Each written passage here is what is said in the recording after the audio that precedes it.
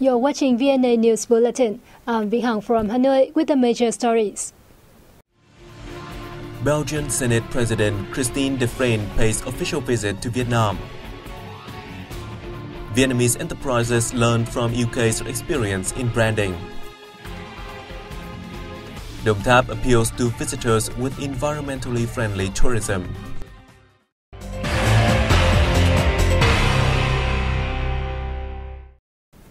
President of the Belgian Senate Christine Defrane is leading a high-ranking delegation on an official visit to Vietnam.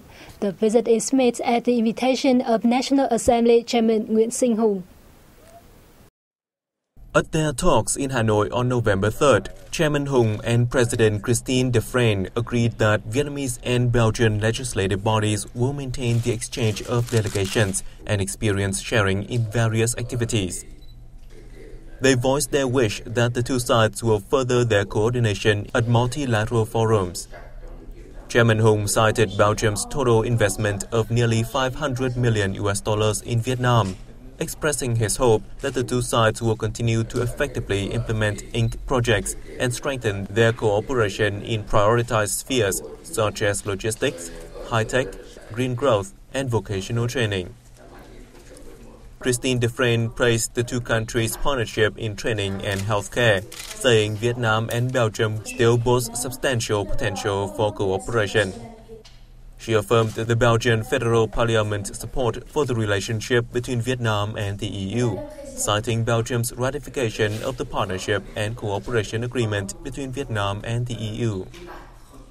Belgium will encourage other EU member countries to soon approve the document, she stated. Vietnam and Belgium set up the diplomatic relation in 1973. Their relations have been growing remarkably over the past years. Belgium is Vietnam's sixth largest trading partner in the EU, with bilateral trade experiencing a year-on-year growth of 27.4% to reach over $2.3 billion in 2014. The same day, Prime Minister Nguyễn Tấn Dũng hosted a reception for Senate President Christine Defrane in Hanoi. Reiterating fruitful cooperation between Vietnam and Belgium in the past time, Prime Minister Dũng urged both sides to continue to further boost bilateral ties, especially in the fields of trade and investment. The host voiced his hope that Belgium will soon ratify the EU-Vietnam Free Trade Agreement once the trade deal is signed. The signing is slated for early December. On her part, the guest said she hopes the Vietnamese government will further support Belgian investors to study and invest in the local market. The Belgian Senate President also affirmed that her country is willing to collaborate with Vietnam in the spheres of education training, pollution treatment, and medicine and pharmacy. Deputy Defense Minister Nguyễn Văn Hiến led a Vietnamese delegation to the third ASEAN Defense Ministerial Meeting retreat that took place in Kuala Lumpur, Malaysia on November the 3rd. Themed Maintaining Regional Security and Stability for and by the People, the event set the target of promoting trust among member states and increasing awareness of emerging security challenges in the region and the world.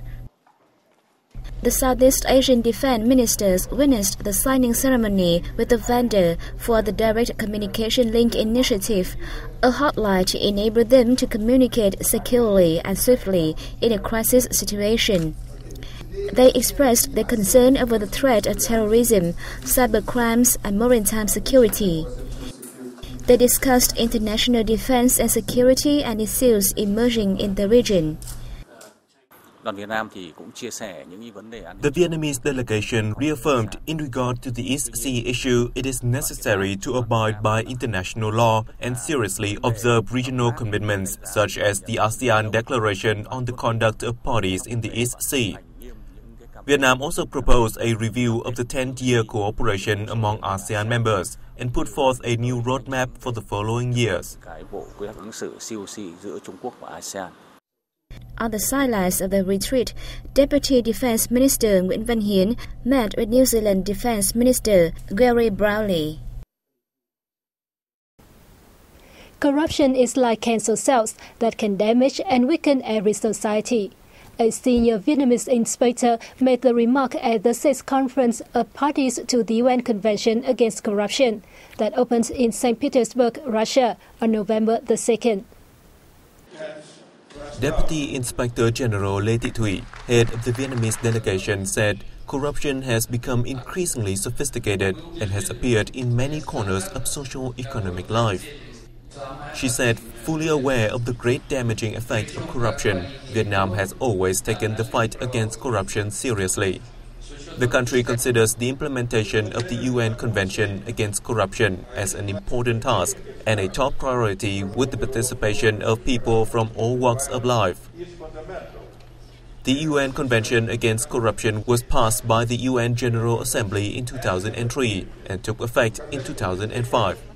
Every 2 years, the Convention's member nations convene to assess the effectiveness of the implementation of the Convention, as well as discuss approaches to fight corruption more efficiently.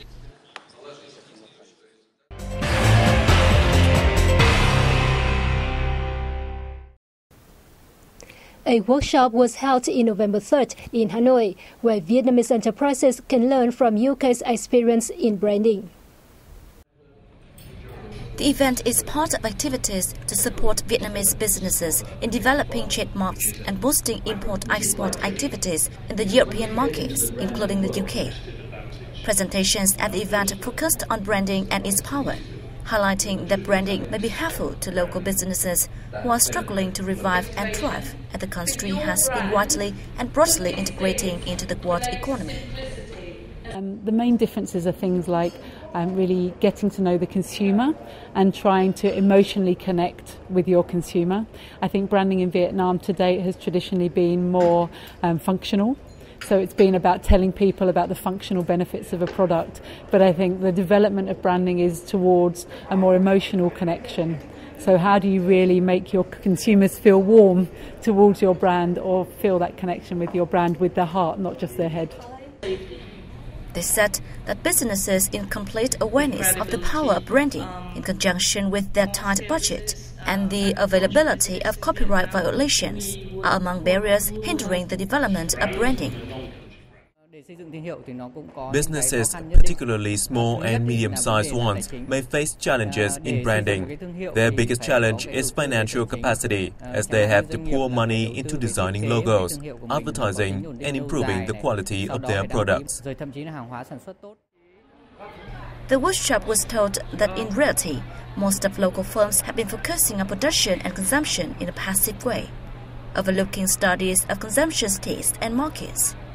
It makes it hard for them to win over consumers' hearts and minds. The investment in developing brand names is apparently a pressing issue amid the growing global economic integration. The event was hosted by the Vietnam Chamber of Commerce and Industry and the UK Embassy in Vietnam.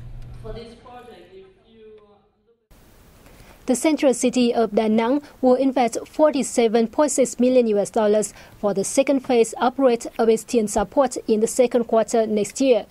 The upgrade was aimed at raising the port's standards to an international level in the coming years.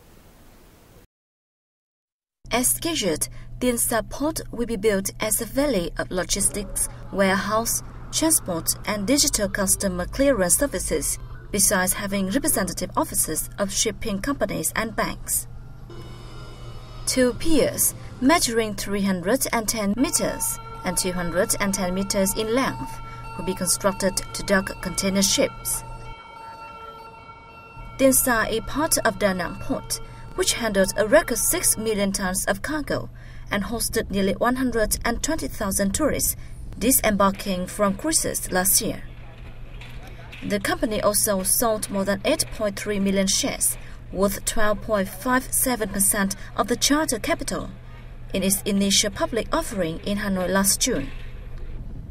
According to Vietnam's Seaport System Development Plan towards 2020, Da Nang Port has been confirmed as the major commercial port in the region, making it one of the key gateways to the East Sea from the Mekong sub-region. It handles cargo communication and encourages economic development and tourism in Vietnam's central provinces and the Central Highlands, and Northeast Thailand via the East-West Economic Corridor. Vietnam is joining 4,500 foreign exhibitors from 60 countries and territories worldwide at the ongoing Havana International Fair 2015.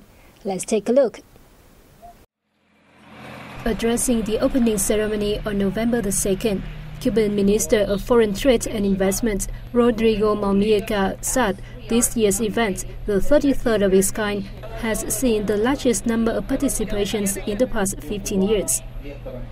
He also noted that this shows the international community's interest in the Cuban market. Consumer goods, machinery, equipment and services, among others, are being displayed on an exhibiting area of more than 20,000 square meters. Within the framework of the fair, a Vietnam Day and a Cuba-Vietnam Business Conference are scheduled to be held on November 3rd and 4th, respectively. Havana International Fair, annually held since 1982, is the most important general trade exhibition in Cuba and the Caribbean region. This year's event will run through November 7th.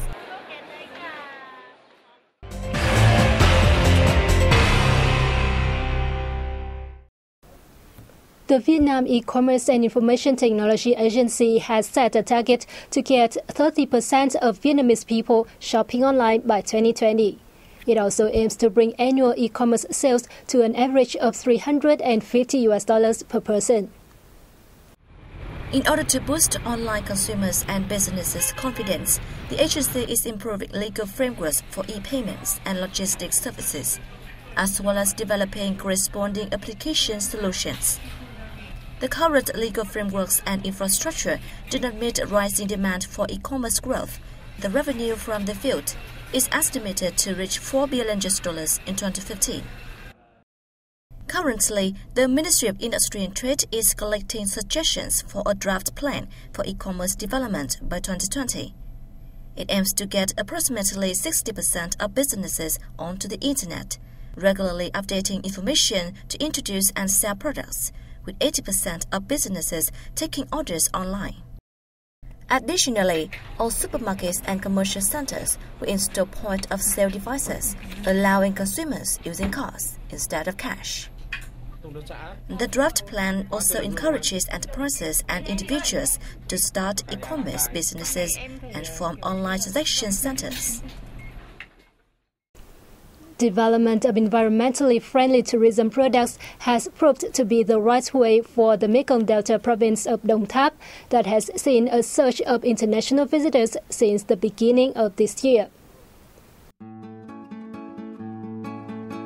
According to the Đồng Tháp Provincial Department of Culture, Sports and Tourism, the number of tourist arrivals for the whole 2015 is estimated to reach 2 million, with a 28% surge in international tourists. Total tourism revenue is forecast at more than $13.3 million. Đồng Tháp has focused on developing eco-tourism products in recent years, with thematic tourism areas set up based on the local advantages. Cao Lãnh City has been touted as a capital of pink lotus, while Sa Đéc City is a garden of tropical flowers. The Gáo Rồng ecotourism area is where tourists can enjoy traditional dishes of local residents, while the Cham Chim National Park is a natural habitat of bird species. The province will continue to develop distinctive tourism products such as orchids of local fruit specialties trees and traditional villages.